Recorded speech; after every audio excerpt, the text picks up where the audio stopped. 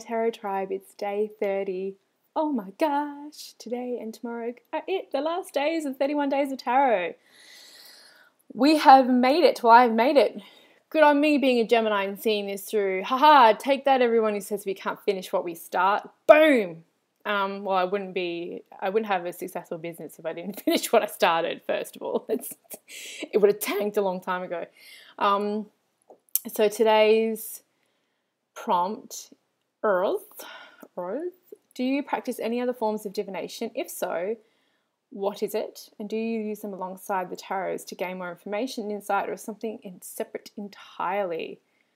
Now, if I had been a little bit more prepared, I would have brought out a whole bunch of my other tools, but I wasn't. So I'm just going to go with it because we're nearly done and I want to just keep going while I'm on a roll. And I have the time. My little bubba's got some friends he's playing with, so I've got time. So yes, I do other forms of divination.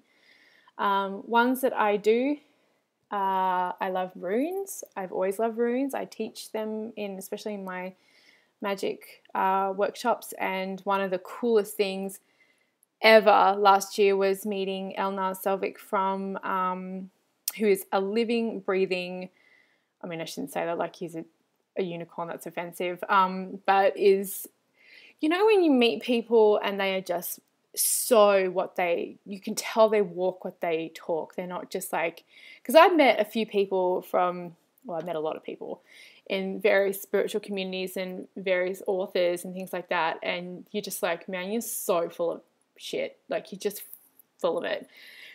When you meet someone who is, their practice and their spirituality is so a part of who they are, that you meet them and their presence is just like, whoa.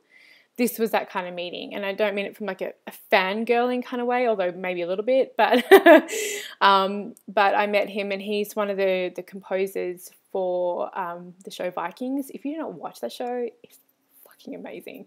Excuse the French.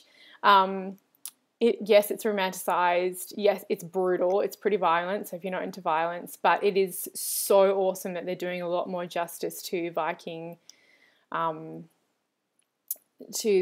mythology and the Viking past. And when I did some workshops with him, and he was talking about how it's not really taught in a resonant way. In the Norse countries, it's more just like more of a cartoony, campy kind of way. So he really enjoys that aspect of the show, and he's been in the show and all that really amazing war music, all that. I'm actually going to post the link below for his music because it is amazing, and he really changed my whole freaking perspective on runes, and nearly everything that I thought about the runic practice I had to throw out the window because I'd learnt it from like books that just like don't speak at a level that he does, and his books on runes are very high on my wish list. They're just, which they should be, because he's written these himself. They're not mass published, but I'll have to put a link to his stuff because it's amazing. So yes, I do the runes.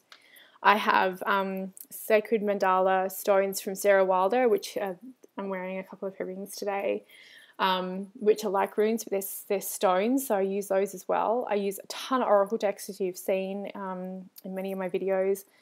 I create and use pendulums, and I also love Lenormand. I teach Lenormand. I have an Lenormand deck, and I also love tea leaf reading, coffee reading.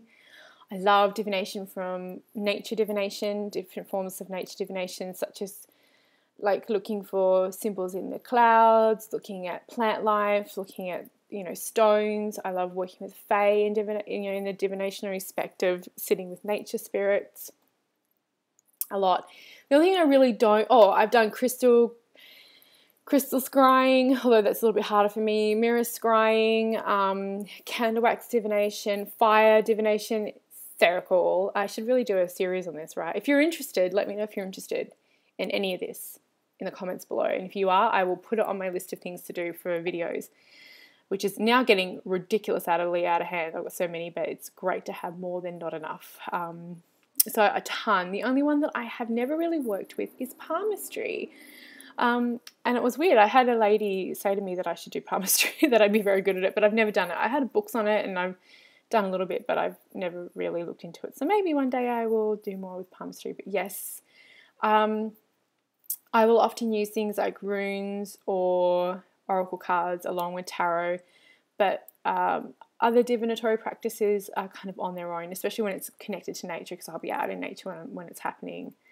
And the tea leaves, yeah, I will do that as a complementary thing as well. So yeah, I love all forms. I've always been very open to different forms, and a part of my education as a spiritual person, as a pagan, and as an intuitive, was to go through a lot of these forms of divination and experience them. So that's my prompt for today.